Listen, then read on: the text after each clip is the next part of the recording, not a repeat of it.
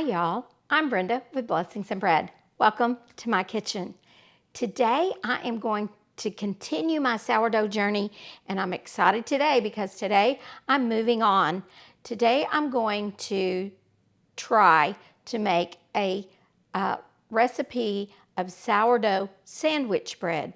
I don't usually go to the grocery store and buy round loaves of bread or rustic or artisan bread.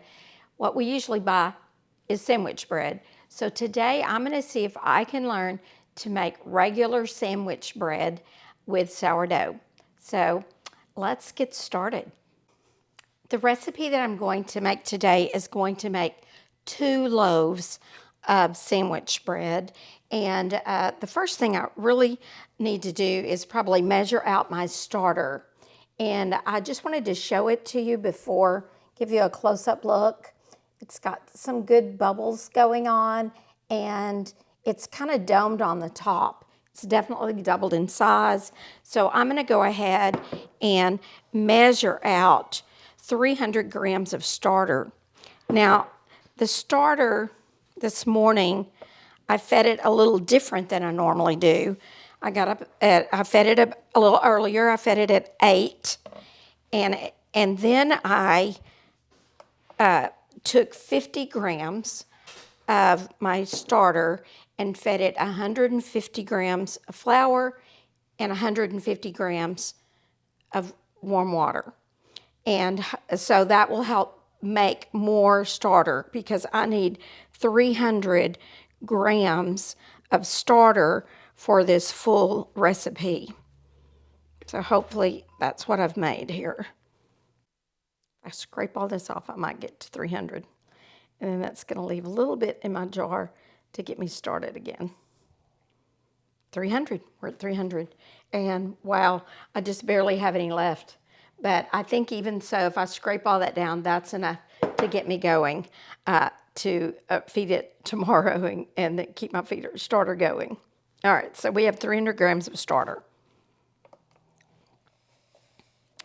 Now, in my bowl, and I'm hoping this bowl's big enough, not made this recipe before, so we will see how it goes.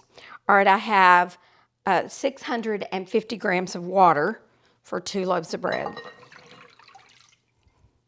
And to that, I'm going to add my starter. And then we're just going to mix those together so that the starter gets kind of mixed in with the water.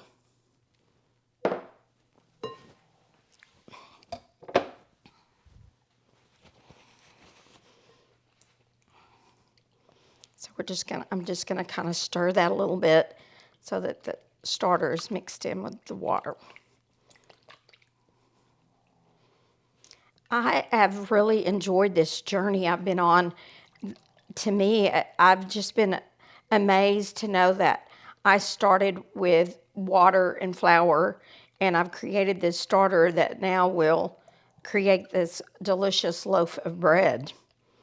And I'm really excited, especially to see how the sandwich bread does, because that's probably what I will want to do on a consistent basis, is to make sandwich bread. All right, so now we've got the starter mixed in, so I'm going to add the flour. So this is 1,000 grams of whole wheat flour.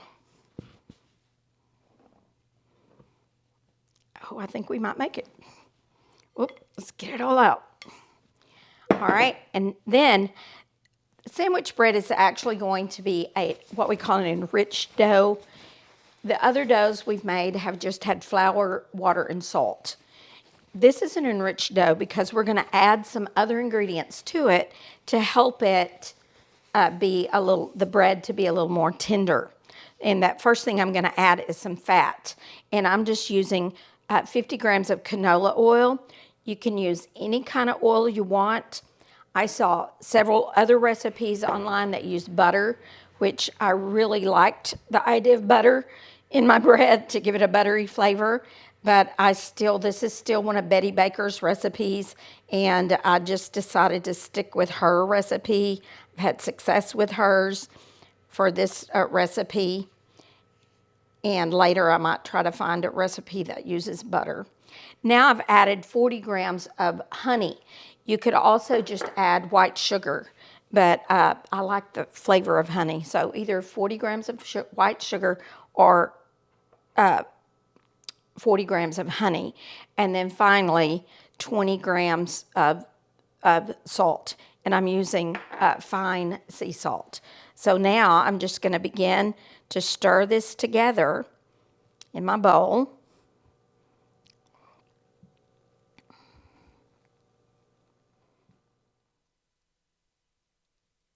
And then eventually I'm just going to have to get my hand in there, but I'm going to try to get the water pretty well mixed in.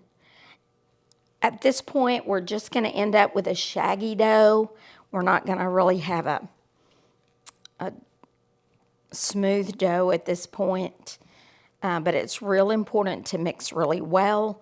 And about the only way to do that, and what I see everybody doing online, is mixing with their hands. I think I would like to eventually maybe try it in my KitchenAid, see if I could do it that way too, which I feel sure you could, as long as you didn't overmix it. All right, looks like it's where I'm gonna have to get my hands in there. So I washed my hands before I got started, so I've got some clean hands here, and we're just gonna go in and mix that dough. And that flour and some of the even wetter dough on the side just needs to be all mixed in together really well. I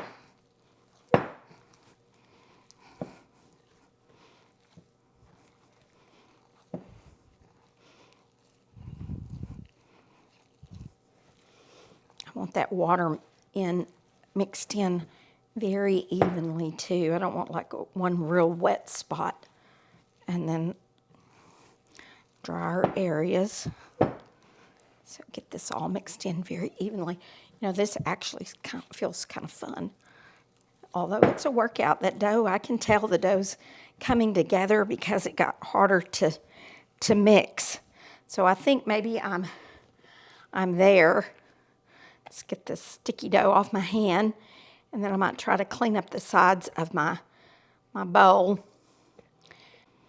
All right, now I'm going to take my little scraper, and I'm going to scrape down the edges of the bowl just to kind of get all of that mixed in a little better. I don't want to leave stuff up on the sides, and to kind of clean up the bowl, because we're going to let this set now for about 30 minutes. And then we're going to start a series of stretch and folds, and we'll, if you've seen some of my other videos, I did some stretch and folds in one of my recipes that I've done. So, all right, we're going to cover this. Let me wash my hands. Then we're going to cover this with saran wrap. A lot of people use a shower cap, which I don't have. I may have to pick some of those up. It does seem like it works really well to just put a shower cap over your bowl. And I'm just going to cover mine with some press and seal wrap and let it set for 30 minutes. Then we'll be back and we will start our series of stretch and folds to help build that tension and that gluten into the dough. It is now time for my first stretch and fold. And I have a little bit of water here, so I'm gonna wet my hands to keep my hands from sticking to the dough. But I'm just gonna kind of reach up under the dough and get a hold of it and just stretch it up and fold it over. And then I'm just gonna turn it and do that several times around the bowl. Stretch it and fold over. And this is the process that's going to build the tension up in this sandwich bread. And on the first one, we're just going to go around several times to build that tension.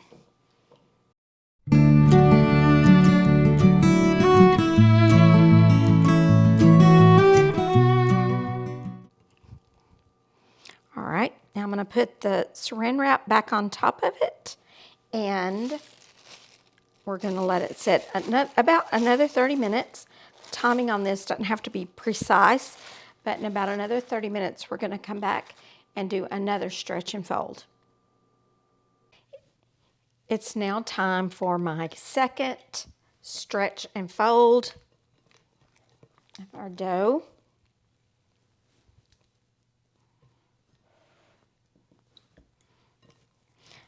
Won't have to do quite as many this time.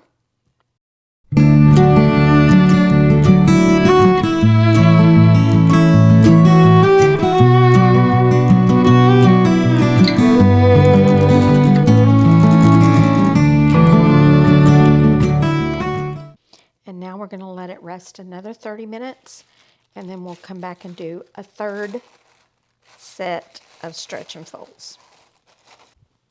And now I'm going to do my third stretch and fold.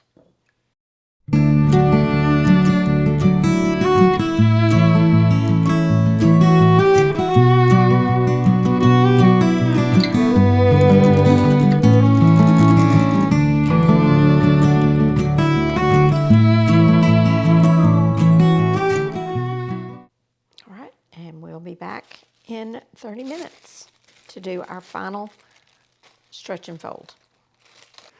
This will be my final stretch and fold, and I should see quite a bit of tension built up in the dough by now. So I'm going to just reach underneath my hands and pull up and fold over.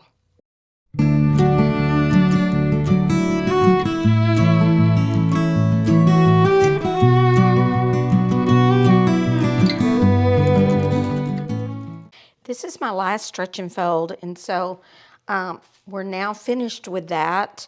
And so I'm going to just, this is a little bit of canola oil. I would probably use olive oil, but I'm out of olive oil. So I'm just going to real lightly put a little oil on top of my bread. And I think this is just to keep it from drying out a little bit while it sits, because now we're going to continue the bulk fermentation period for another 3 hours.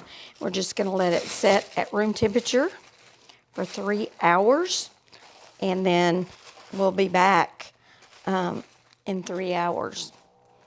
And let's see, it's 4:30, so about 7:30, we'll be back to shape it and put it in the loaf pan. It has now been 3 hours, and you can see my dough has not quite doubled in size, but it's kind of jiggly and rounded on the edges. So it's now ready to shape and put in the loaf pans. So I'm going to begin. So I don't forget, I'm going to go ahead and spray my loaf pans with non-stick spray.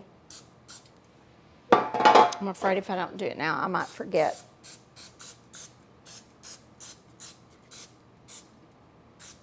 All right. So now my pans are ready.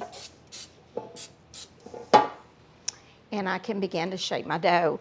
Now, really, my intent actually was I did a full loaf, a full recipe, which makes 2 loaves. And I had meant to put 1 loaf in the fridge for a couple of days, but I missed the time for that. I was supposed to do that before I did the bulk fermentation.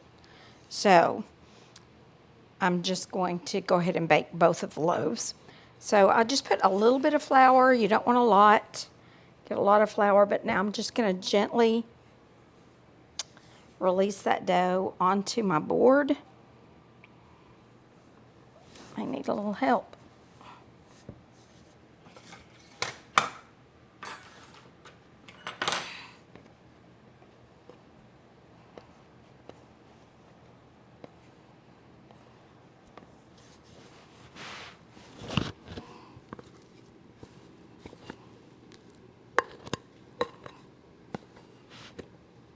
All right, that's a lot of dough.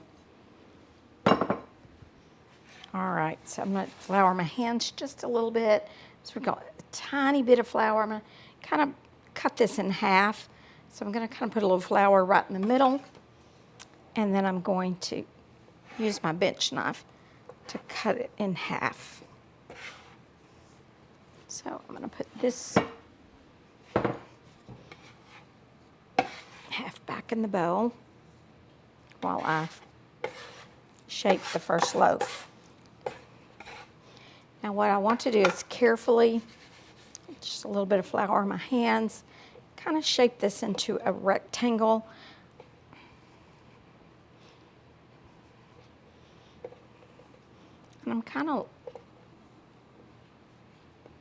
And then I'm going to start by pulling the front up, stretch it up, and fold it over into the center. Then I'm going to do the same thing on this side. I'm going to stretch this side and fold it into the center. You can tell my dough is very full of air. We're going to want to pop. Next, I'm going to then take this side and pull it to the center.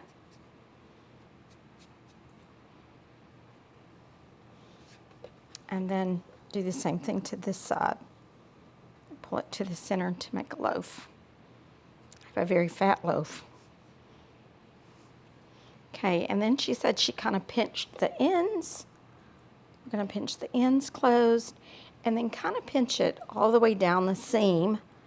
And then we're also, to build some more tension in there, we're going to, I think she called this stitching, but just going to pull that in from each side just to form a little more tension on that dough.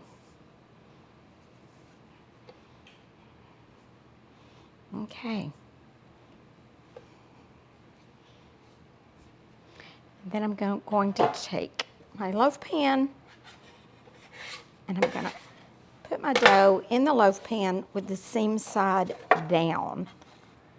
And then she said you should spread it out, pat it down so it spreads out into the pan. But also, I want to push out some of that air and some of those air bubbles because we do not want lots of holes in this bread. We want them to be more even. So I'm going to press it down and try to push out any of those air pockets in there. Okay, that looks good. Popping any air bubbles that are on top.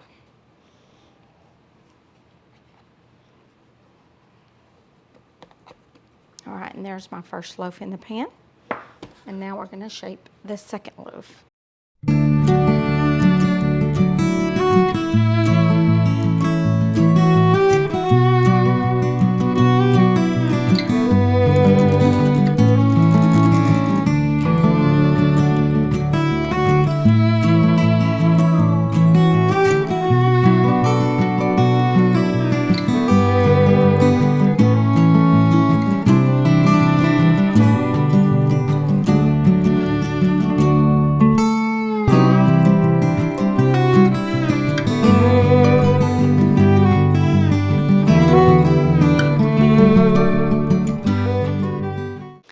This is my first time to be making a loaf of sourdough sandwich bread. It's a little different. You don't do this part when you make just regular rustic bread, but again, we don't want the big holes that are characteristic of an artisan loaf of sourdough in our sandwich bread. So,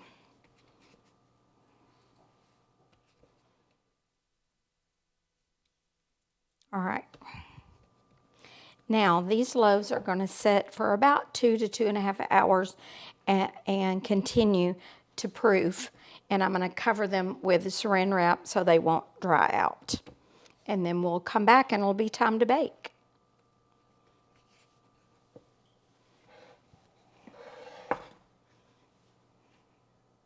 It's now about 9:45, I think.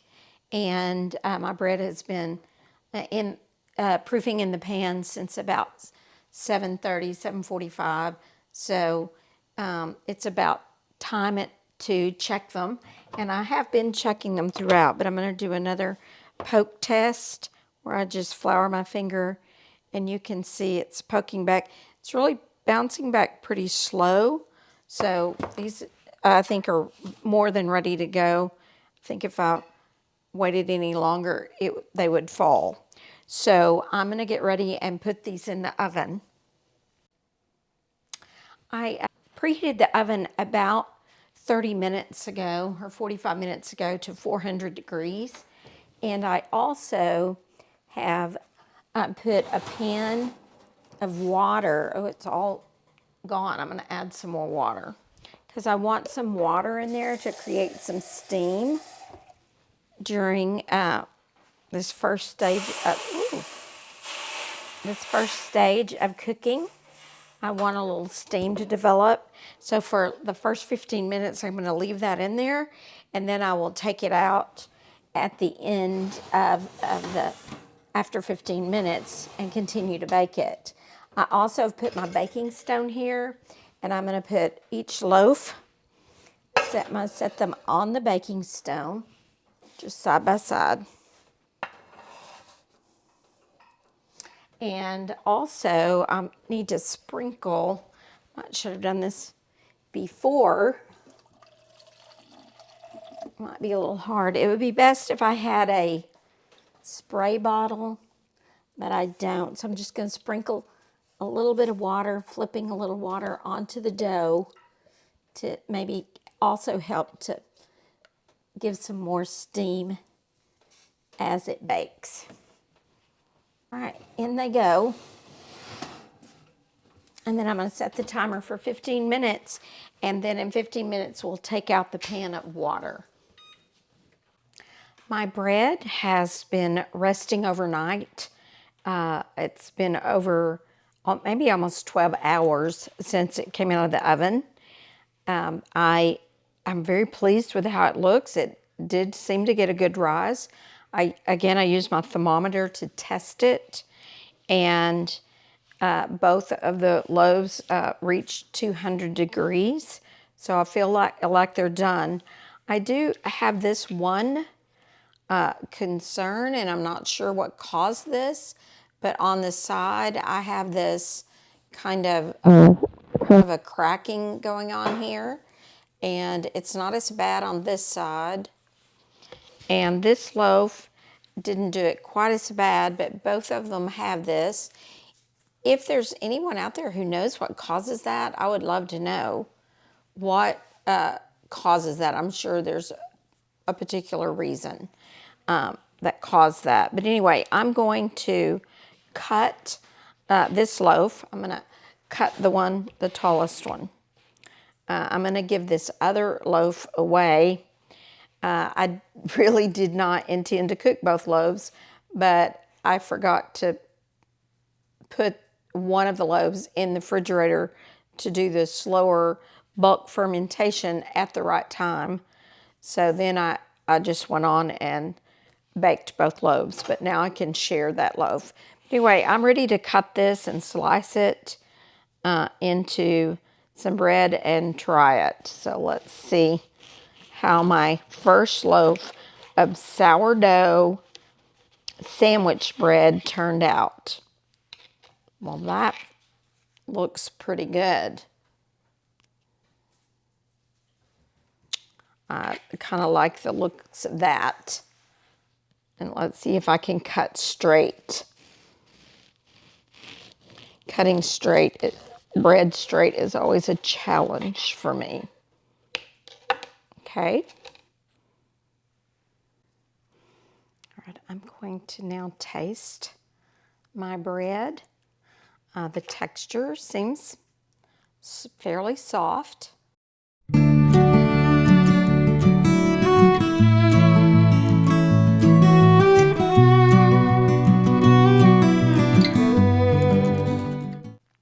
Definitely has a delicious flavor with that little sour flavor of the sourdough bread in there.